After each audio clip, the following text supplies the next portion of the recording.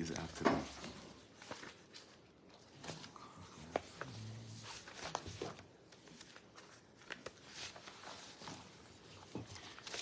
Okay, this month of Cheshvan is sponsored by Moshe Niva Kesselman, blissful Chayalim, protecting Am Yisrael.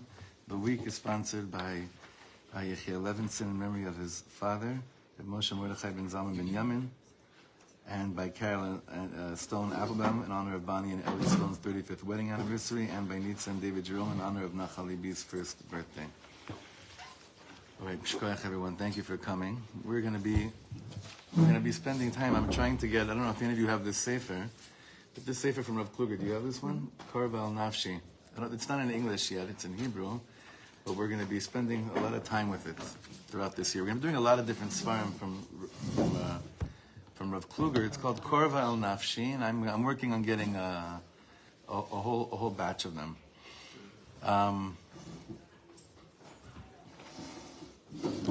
What I want to do today, Bezrat Hashem B'Sad Dishmaya, is the following. I need you to each just be as focused as possible to answer a very chashuv question. I'll try to explain this. Later tonight, I know that I'm going to be doing something late tonight with Rav Dov Zinger, which the last time I saw him was the day before. When was it? Day before. So Thursday morning Chol HaMoed, right? So the last time I was with him was Thursday morning Chol HaMoed Sukkos, and there's certain people that we see or we're in touch with or we connect with now, and we haven't seen them, haven't been with them since before the whole world changed over. And I started thinking to myself the following thing. After just thinking about being with him tonight, I started thinking to myself the following thing. What were the things that were bothering me before Simchas Torah? What were the things I was really struggling with that really actually tafas harbe makom etzli, that really were consuming me, and that really shifted, it was influencing my machshava, my midot, and everything? What were the things that were really, consuming me? So I want you to think for a second of one or two things that were really bothering you before Simchas Torah. Bemet. They were really, that you were in it, like it got you. If you could remember. If you're able to remember. If you're able to remember. If you're able to remember any of this. And you'll see why. It's very, very important for today's learning. Bichlal, for the mahalach that we're going to be embarking on now.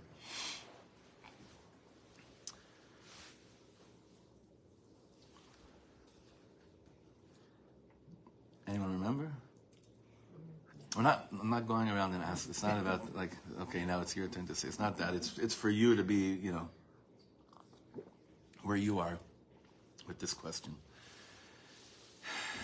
Whatever it is, and it's important to try to remember this, whatever it is that you were consumed with, like whatever that was, whatever the problems in life were, whatever the things that were bothering you in life were, pay attention and notice something. That when we're completely stuck in certain places, that we think that there's no way in the world for us to get out of it, the fact of life is that we have been out of it, out of the things that we were completely absorbed with, that controlled us, that took over our mind. The fact is, like they say in the Gemara, whenever anyone wants to say, I could prove this because this happened by me, the lashon of the Gemara is bedidi havi uvda.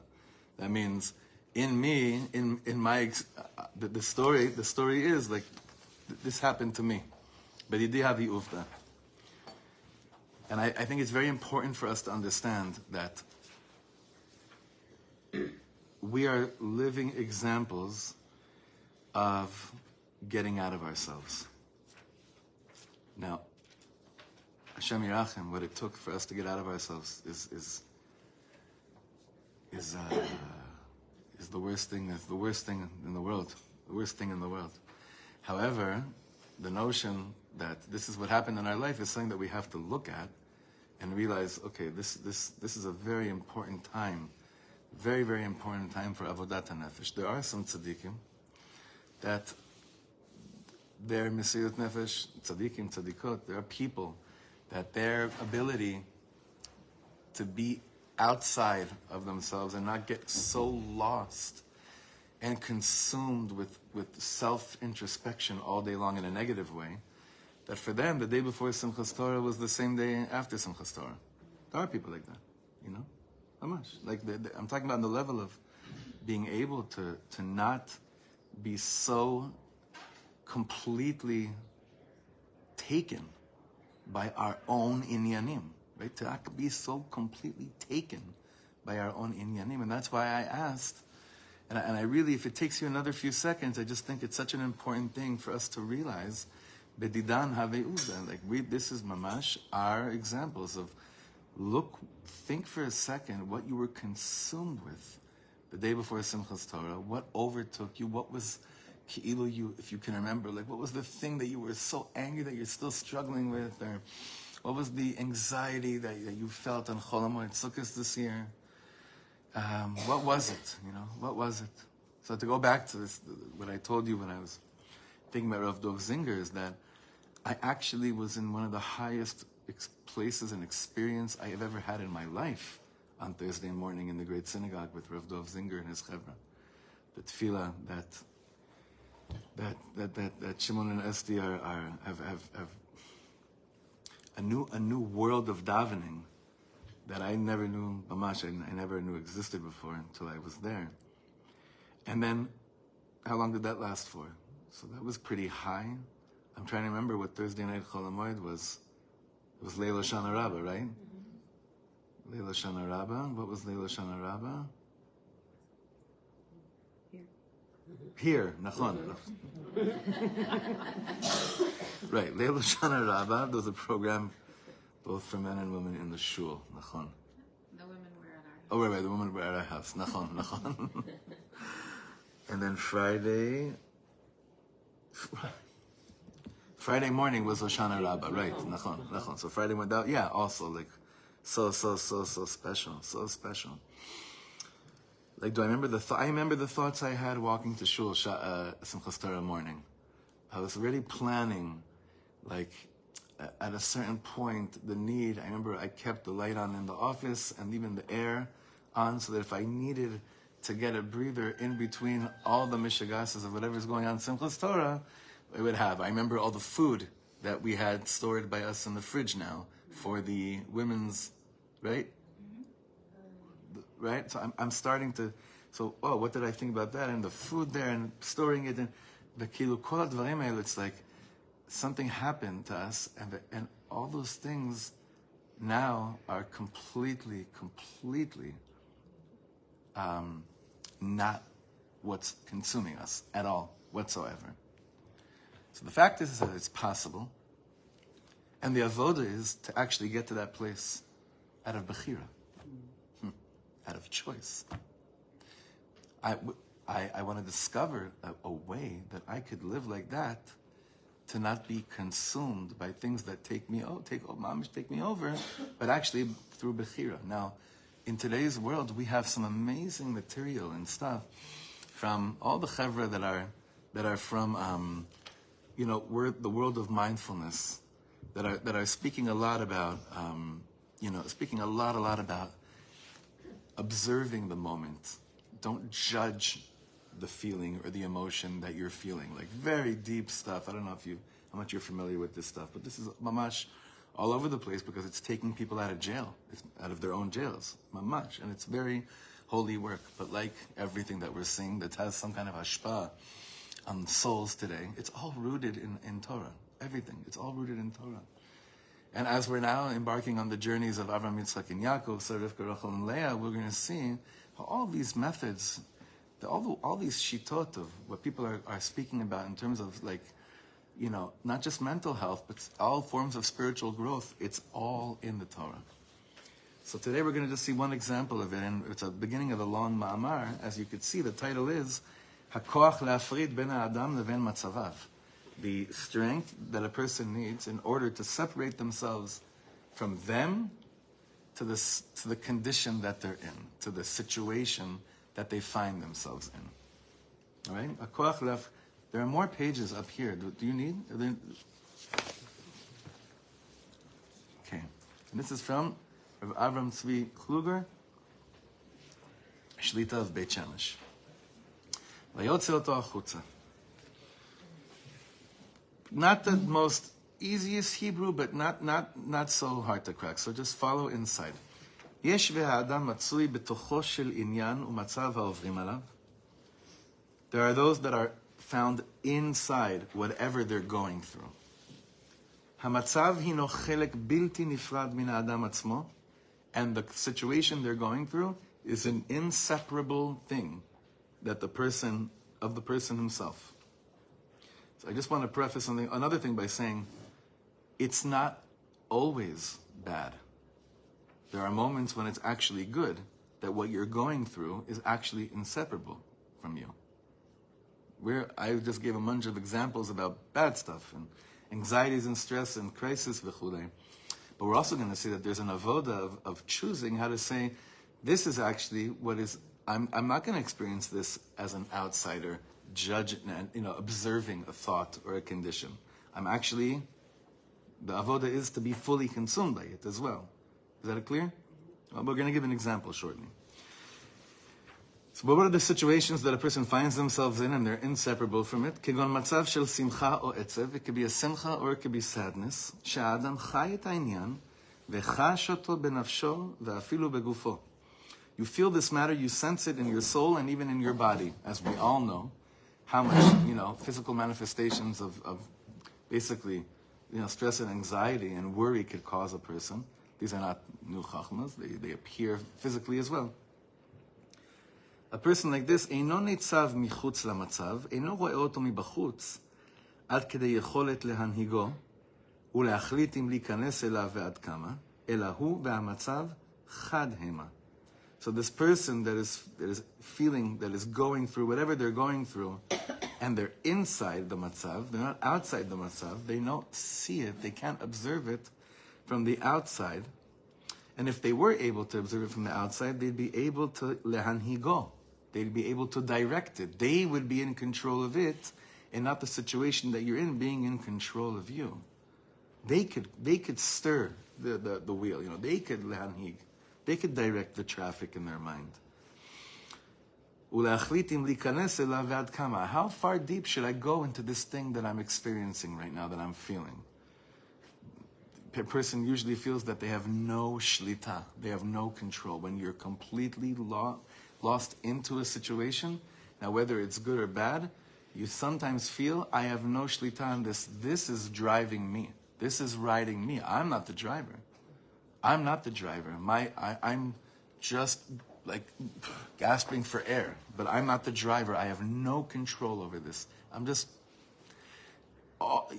This is very important for me to say. This is all so much easier said than done right now, as we're learning something from the outside. This is the hardest thing in the world when you're in it. Mamash. I think everyone could at a certain point, could identify themselves in a certain situation that you're completely consumed by something. And if someone came and told you right now, you have bechira right now as to how much more you want to indulge yourself with these thoughts and what they're causing you, they'd punch you in the face. It would actually evoke anger when you're in it. Matzavim shel lachatz u'mu'aka, situations of stress and distress, pressure and distress. Da'aga v'tirda, all types of worries and concerns. Rogez o ilbon, that means anger or feeling insulted. That's the master one, right? It's like someone insults you, and then a good friend comes and tells you, that you have the bechira right now to decide how much you want to be insulted by that person. That's not what you want to hear, even though that is absolutely the truth. There's nothing more true than that statement, and in fact, sometimes it's even more insulting to the person that just got insulted. Tsar or trunia, any type of pain that a person feels, hitrakshut or simcha, excitement or happiness. all these emotions, kfuim al hanefesh kechavit kveda sheuncha hafucha al kodkod ha'adam. Basically, this is just an interesting usage of terminology here. What he's basically saying, this is like an upside down barrel that's placed like mamish on your forehead, right? It's like put on you, and and someone's going to tell you have a bechira to experience this in any other way. You feel that the world and its weight and God has it in for you. God has it in for you, mamash. Hashem has it in for you. You feel this is the most impossible situation to have any form of shlita on. Kmochen, now let's think about this a little bit differently. Nose iyoni, sugiya bagmara, or leavdil b'milei de alma. Any type of nose iyoni. Do you know what that means? Nose iyoni. How would you say that in proper English for Ashir? Nose iyoni means anything that catches your world of thought, but not necessarily a feeling or an emotion, but wrapping your head around a sugya in a Gemara. Like if you've ever seen, there's a concept that's called ritcha d'oraita. Do you know what that means? Ritcha d'oraita, ritcha, what's ritcha? Your toach. Boiling, right? Ritcha d'oraita. So that boiling, fuming, that you energy that one produces when they're in a sugya in Gemara, if you've ever seen people that have this, they will, if you're really in it and you're completely wrapped around the sugya. When I mean wrapped around the sugya, it means, we should all blessed to be tasteless, that you really can't sleep at night until you've figured out what Tosfos is saying. There are people like this. And the Chavruta look like they're fighting and ready to kill each other. They look like they want to kill each other. They look like they want to kill each other. They don't. They don't end up killing each other, but when they're in it, so it's called ritcha d'oraita. That means like a boiling fume that's coming from a sugya, from trying to decipher a code, a halachic coding, and that's where it comes. Why? Because you can get so wrapped, you can't see anything else at that moment other than what your mind is wrapped around. So again, sometimes, like I said before, sometimes that's wonderful. So as long as you don't end up hurting anybody, sometimes that's a wonderful, beautiful thing. Nose iyoni, or b'milei de alma, or that this same type of process that happens to your mind, that you're completely wrapped up in something. What's milei de alma? What would be a good example of milei de alma? Milei de alma means things of this world, like. Huh? What am I going to wear to my daughter's bat mitzvah? That's already holy. I was thinking like that has more kedusha. Even that, yeah, that could be completely, yeah. It's clearly a women's shir, but I'm saying. Think of something that men and women can relate to for a second. Opinions on social media, completely wrapped around. How is that person going to respond? How am I going to respond back to it? What's their take? All these things, like we can be completely wrapped in a sugya until I realize, oh my God, I got so caught up in this. This happens, mamish, all the time. I got so caught up in this. I have this. I think I told you that I haven't done it since probably since around Yom Kippur time. I'll just share with you a little bit personal, but for me, I take a walk with I think I shared with you. I take a walk with this like 75-year-old man every Friday night when I go to shul from my house. And I asked, I asked this person, like, tell me something, remind me, like, what's really kedai to, like, care about? And what, because you have so much life experience, and what really should you just not get so, completely consumed with? It's so easy. So easy, especially with shul stuff, it's so easy.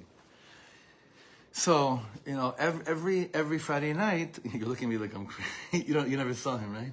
Now, it's because it's me. I'm taking a walk with a 75-year-old version of me. Every Friday night, I do this. I'm serious. I'm on every Friday night. It hasn't happened since around Yom Kippur time, because it's just, bichlal lo shama, and I don't even know if I have the chutzpah to choose to come out of what I'm in right now, because I don't really want to, actually. It's a conscious choice, but we're going to speak about that for a second. But generally speaking, like I always imagine an older version of myself, like talking to the young me, which is now still young in comparison to the 75-year-old person, and ask, like, can I sense what really isn't kedai to be consumed with? You know, can I sense already now what's not kedai to really care too much, to love, but not to care too much about the hashpa'ot that these things have on me. And it's an amazing, I wish, it's only on Friday nights that I wish we lived further from the shul. Because then it would be a longer time, longer discussion. So again, כמו כן, on the bottom of the right column, כמו כן נושא עיוני סוגיה בגמרא או להבדיל מילי דעלמא, שהלומד נתון כולו בעמקי קושייה או ספק מנקר, ואינו רואה את הצד השני של העניין מרוב היותו שקוע בצד אחד. I'm so in the sugya that I'm fully, completely, my mind is just in the mahalach that I've built to get to the conclusion that I hope to get, right? I'm hoping to get to the conclusion that I've been building up. That's how it works in Gemara. But that's how it would also work in mathematics and with physics as well, in terms of trying to get to certain equations, and for that to add up based on everything that you had before, the humility you need to say, well, maybe I missed something in between A and B. I'm already on T, right? Maybe I missed something between A and B. It's almost impossible. Almost impossible. Now the country has to figure out if we could be humble. If we could actually have anava and realize, this whole thing called 1948 till 2023, we may have missed something in C or D, or maybe even in A. But it takes a lot of humility to get yourself out of a certain way of thinking when you're completely wrapped up in it. For all the right reasons also, not just bad reasons, all the right reasons as well. אינו יכול לסכם את הדברים ולתת להם הגדרה כוללת מאחר שעודנו מצוי באמצע אחד השלבים בטרם נחלץ להתייצב מבחוץ ולראות את כלליות הדברים. We're unable to summarize and give some kind of a הגדרה כוללת, like a general definition of what we're experiencing, what we're going through, because we're still in it. And we're in it, you can't see the things that clear. You can't see it too big. יש מצב שני. There's another situation. שהאדם הופרד מן העניין, when a person is separated from that which they are immersed in. ונעשה כעומד מחוצה לו. And they're looking at it from the outside. And here I want to say something. I hope you hear what I'm saying in a very clear way, okay? One of the drives in the world of psychedelics is to be able for this to be activated, right? I'm not speaking about the healing elements and all the other things that people are speaking about today. I'm just speaking about this element of being able to be pulled out of what you're so immersed in and to observe it and to look at it. Kamuvan, I believe B'emunah Shlema that with real dveikut in the world of Torah, that and real deep work inside, breathing work, and all the things that are available to us, that this is the point. Not only is this accessible, without the usage of something from the outside, it's actually, in my humble opinion, that's the point of real deep pnimius of Avodat Hashem. And he's going to explain this very clearly. האדם ניצב מול המצב ואינו חלק ממנו. A person is mul. He's standing mul. That means like a cross, right? Opposite, opposite, not against though. I don't want to say opposite, meaning facing. Thank you. Person's facing the situation, but they're not part of it.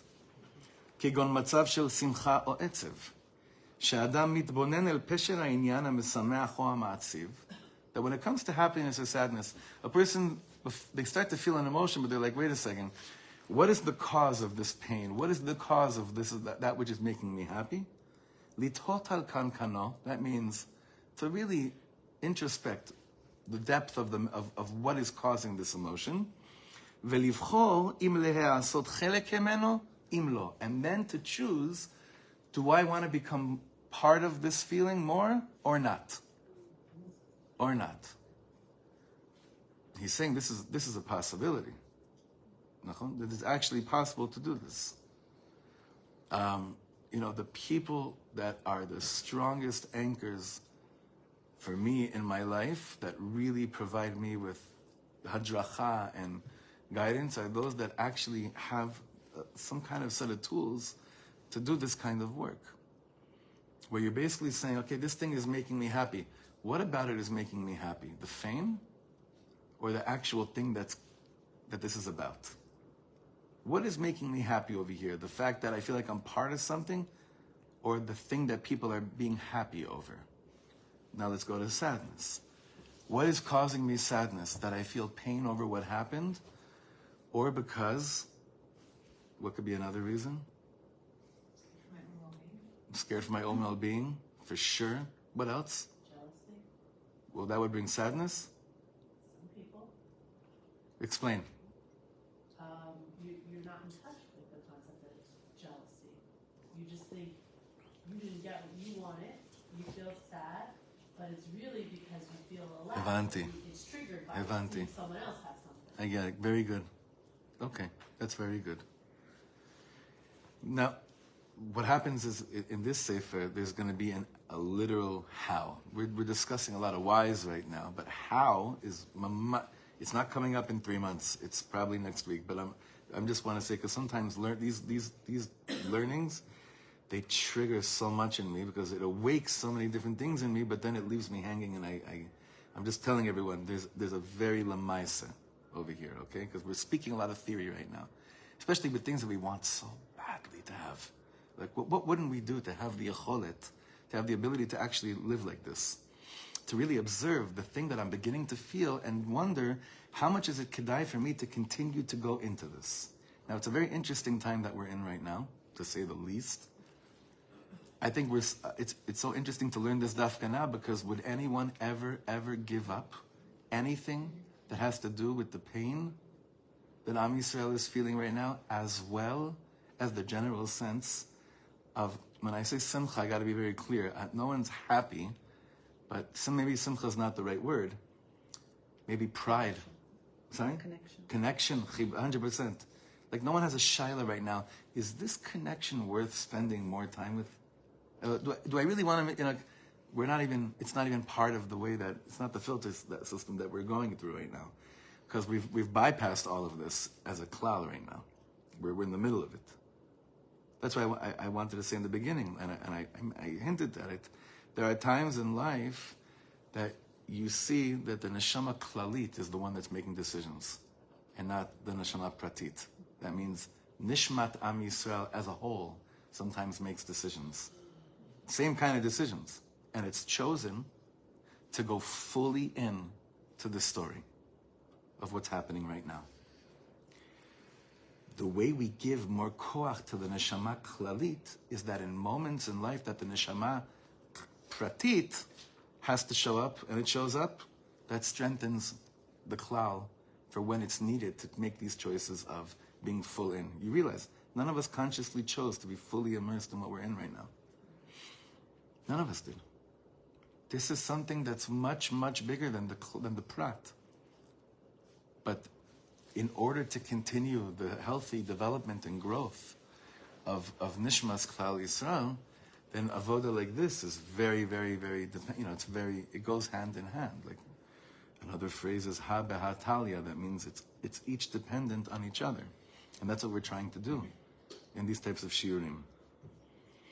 בטרם יושפע בנפשו ובגופו מתחושה מסוימת, כמו שמחה ומועקה, דאגה או עליצות, עילבון או סלחנות, before one of these midot, one of these things of sadness or worry or being insulted or forgiveness or laziness, before it starts to really influence a person's soul and body, או אחר שכבר הושפע ממנה, אך הצליח להיחלץ מתוכה, or even after these emotions have begun to make their impression on a person, but a person was able to step out of it and begin to observe it and not judge it, mitbonen odotea. He observes it, shofet ota, meaning he judges it to see, is this shayach for me? Is this actually going to be beneficial for me or not? Is this what I want? It's all about ratzon. Is this actually what I want? Usually when we're so consumed by these emotions, someone says to me, if you don't want to feel like this, you don't have to. Again, you can't hear that from someone when you're in it, right? But here he's saying to be able to go outside, you can then, like he ends off here, from the outside, I could actually observe and say what short-term effects and what kind of long-term effects is this emotion, if I keep on living with it, is this emotion going to have on me? Right? What is this going to have on me? And why is it so different from today? Do you think any of us are under the impression that the long-term effects of what we're going through is like the healthiest thing for our children? However, the neshama klalit said you're all in. But when it comes to the neshama pratit, the individual soul, it's a different story. It's a baal bechira. I'm a person of choice. רואה בה גם צדדים נוספים וחושב אולי כדאי לחוש גם אותם. When you step yourself outside of something, you're able to say, oh, I see other things here. Maybe I see other elements here. Maybe it's worth feeling that tchusha. For instance, like one of them. And that's a very important one. When I'm in something and I'm immersed by it and I'm consumed by it and I'm in pain by it, you can't tell me right now, have compassion on yourself. You're saying, have compassion on myself. I can't get out of this jail. What are you talking about? When you start to step outside of it, and someone introduces you to the concept of self-compassion, that seems like the nicest thing in the world at that moment. To discuss, to begin to play with this concept of real holy not self-pity, self-compassion. And to see, from the outside, now I could start to use that on me. Where could I sprinkle some holy self-compassion on myself? Right? שולף את עצמו מתוך נבחי סוגיה וקושיה. Now he's going back to like Gemara language. You mamesh sholef. You pull yourself out of the sugya, on the next page, the sugya that you're so immersed in. לסכם את הדברים ולתת להם הגדרה כוללת in order to summarize the parasha that you're in and give them some type of defining, a general definition. נחלץ מלהיות חלק מהעניין כדי לעמוד מבחוץ ולראות את כלליות הדברים. A person, basically, נחלץ means to literally, to rescue yourself, from just being such a subject of the matter, part of it, in order to look outside and to look at the big picture. And here he says like this. Where did we learn this? This is what Avram Avinu was taught by Hashem in Parashat Lech Lecha. בבחינת מה שעשה השם יתברך לאברהם אבינו בעת שהבטיחו להוציא ממנו עם סגולה וגוי קדוש. Avram Avinu, in that amazing conversation he has with Hashem in that revelation, where Hashem promises him, you guys are different. I have big plans for you and your offspring. Huge plans. Something that the world never saw before. And the world was around for 1948 years by then. Or actually probably even more, because 1948 plus 75, right? So, what was it?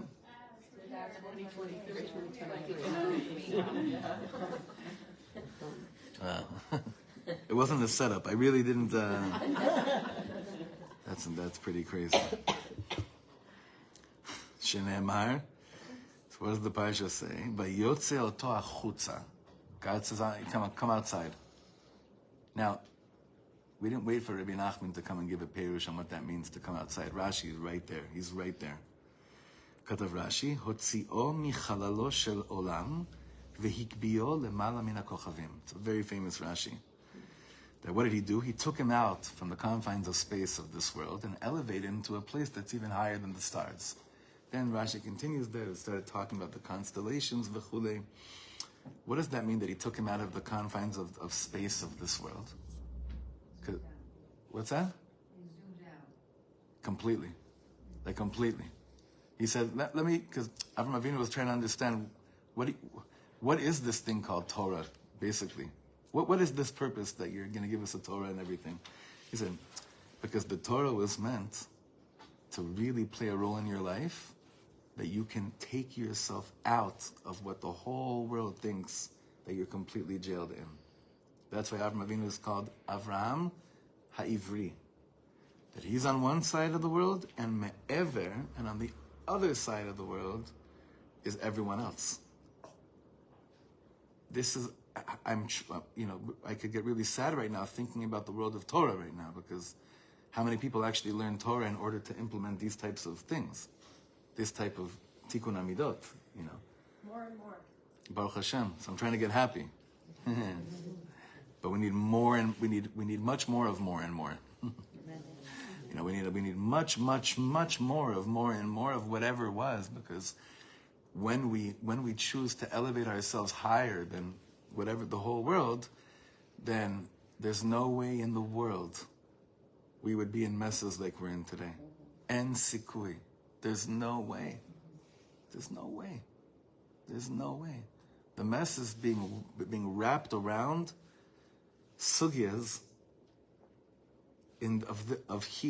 of being down here in this world. That wasn't what Hashem had in mind when he told him, Rav Avinu, listen, you're going to have a nation. It's going to be like this, this most beautiful thing in the world. You're going to be a sgula for me. What's a sgula?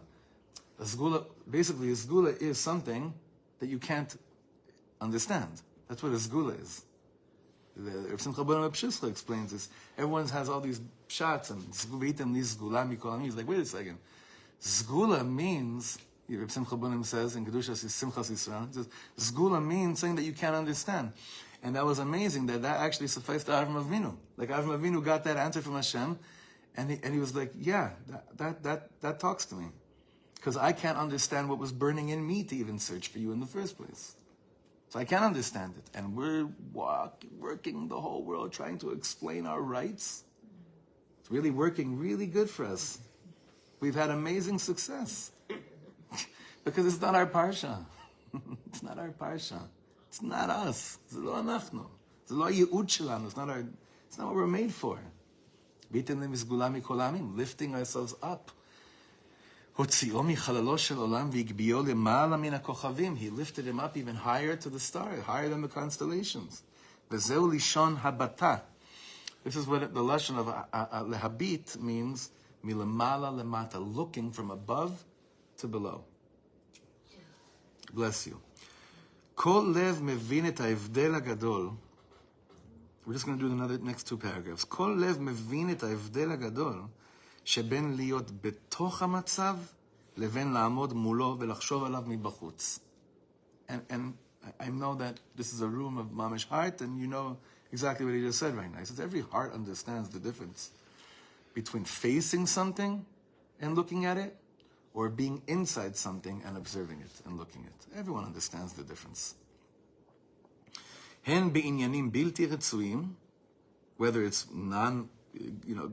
bad things that I don't want to have, שההבדל ניכר על האדם, אם נעשה חלק מהם, מכיל אותם, פועל מכוחם, where you can see that this, the bad thing that I'm so immersed in has actually affected me in a negative way, and others, and I'm working out of that mindset.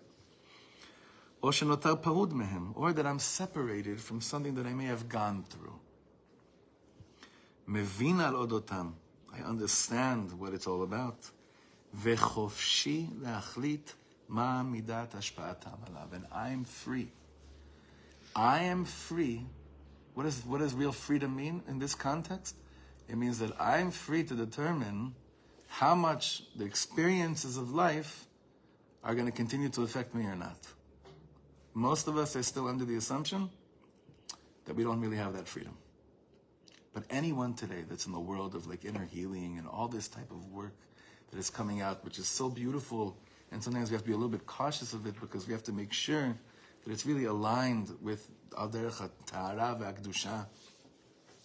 Everyone that's in this parsha understands and knows that this is what people are really, really looking for. there was a bunch of yeshivas and a lot of seminary students here this last Shabbos. There was a lot of people here on Shabbos. I don't remember, besides the Shana Rabbah, the shul being this full. A lot of people. And I got to spend a lot of time over Shabbos, throughout Shabbos, with a bunch of different groups that were here. And because of the matzav that we're in, obviously, so it's much more. I feel much more free range to really just not care at all about who's ready to hear in a good way, meaning not so nervous, because I see everyone's hearts as cracked open. So if it's open, it's like, oh, so you just you have to take advantage of that and go right to there. And I saw. And I've been in touch now with a bunch of those kids from over Shabbos that are texting me because they want to understand what happened to them when they were in shul. Because these are kids that are usually completely absorbed with text. And holy text, not bad text, not mile de alma. Like mile de alma means like, you said dinner and bat mitzvah, but mile de alma just means kilu, whatever, things of this world, nachon? It's what I say, and that's why like more and more of this type of Torah is like I called one of their gedolim from their yeshiva after Shabbos. And I said, I want you to know something. After spending time with your students, I've never in my life been more what's the right word, invigorated? Huh? Infused. But like determined, I guess, is better. Like I've never felt more determined to continue the exact mahalach that they still don't know of yet. Ever in my life. I've never had that sense before, like now. Because when you look into their eyes, they want lev, they want heart. They just don't know how to ask them it. Because they've never been given tools to do separations, like kind of like what this tzaddik is about to give us over here. They just don't know that it exists. They have no idea that it exists. Mamish tmimim, such tmimim, precious, holy guys, girls, like all of them. And of course, it is changing more and more. But whatever the speed was of the change, it has to, whatever, if it was like 1.2, they don't have on WhatsApp at least more than 2.0. Now it really has to be accelerated in like levels we never imagined before. Because the heart, why? Half of the avodah is to crack someone's heart open. But if the heart's already cracked open, you have access now. If you're going to talk the same way you talked before Simchas Torah, shame on you. Mamish, you're doing you're playing with neshamas. Chalila, chas v'shalom. God forbid. God forbid. I'm saying this to myself. Whatever, to anybody that has access to neshamas. That'd be crazy. Now we have a chance to be part of something so much bigger that none of us would have ever chosen on our own to be part of, and yet there was a bigger hachlata that came down to choose this, right? To be able to have the wisdom and the strength and the hadracha, the guidance to understand how to choose what's really good. First of all, how to know what's really good for me and how to choose what's really good for me is chofesh. That really means to be out of Mitzrayim. Now, as an am, we've chosen it on the level of pnima, to do what's best for us, to be close to each other. We know that's what's best for us. We know that's what's best for us. To love each other, to not judge each other. We know that. That we know. But we still are in Mitzrayim when it comes to the world. We haven't yet figured that one out. It hasn't, we're still like, betoch ha'am, we're me'ala kochavim, to a certain extent right now, right? Aval, our job is to be an or la'amim, to be a light unto nations, another term that's been hijacked, like tikkun olam or nekama, all these words that we're rediscovering their definitions. To be an or la'amim, you have to be first an or, if you want to be a light unto nations. You have to actually be light. And therefore, the Avodah that we're going to be seeing right now, of this bechira of choosing what's good for us, has never been more crucial. I'm just going to do one last paragraph. Gam be'inyanim nichsafim, kegon matzavim shel dvekut b'Hashem yitbarach, also with very desirable matters like dvekus and Hashem, kayam ha'evdel hagadol ben shnei ha'malachim anal. Also, the differentiation between these two mahalchim, between these two ways, is very clear. Ela shebahem ha'hefech ha'ratzui. But when it comes to holy matters, the opposite is wanted. Meaning, what's the opposite? Before we said, when all the negative stuff comes up, I need the koach to choose to take myself out and observe. But like Rabbi Riskin had said many times, and anyone that I've heard this from so many people, is that shul and Yiddishkeit, it cannot be spectator sport. So therefore, when it comes to Kedusha, don't ever go outside of it and observe it, and then wonder, what exactly is it? La'efech, you have to be fully in something. דהיינו שגם שם יש והאדם הוא חלק מהעניין. ולעומת זאת, יש והינו ניצב מן הצד ומשקיף אל תוכו. There are those that come to shul to see, to look at these freaks at Shirat David. At a certain point, they get consumed by it. With one hug, it's fine, right? Amen. But right, so there's both ways. מה רב ההבדל בין זה שקדושת שבת נעשתה מאורה בתוך תוכה של נפשו? How beautiful, how big, how great is the difference between someone that Shabbos has become. How did you say me'ura? Esther, what's the right word? What's that? No, it's with an ayin. It's more, huh? Enmeshed, yeah? In a person's soul, and deep in a person's soul, bena'asa kulo lemetziut shel oneg v'dvekut, and Shabbos becomes a reality of pleasure and dvekas. Leven zeh hamityaches el Shabbat kemetziut she'adayin nifredet emeno. To those that Shabbos is more the seventh day of the week of rest, but it's not Shabbos. This is already a much longer parsha, but you know exactly what we're talking about. All in means that the reality that of the seventh day of the week has nothing to do with a person that for them, it's the day they don't have to keep on doing the stuff they do on Sunday, Monday, Tuesday, Wednesday, Thursday, and Friday, right? So in those situations, he says, we have to learn how when it comes to Kedusha, to work towards choosing to reach a place of being fully absorbed in it. But when it comes to the places that are counter to that, I have to learn exactly how to walk the other direction out of it. And that's what really we're busy doing in this world, in a nutshell. So Bezrat Hashem, we'll continue from right here next week on Thursday morning. It should be good news and Mashiach now.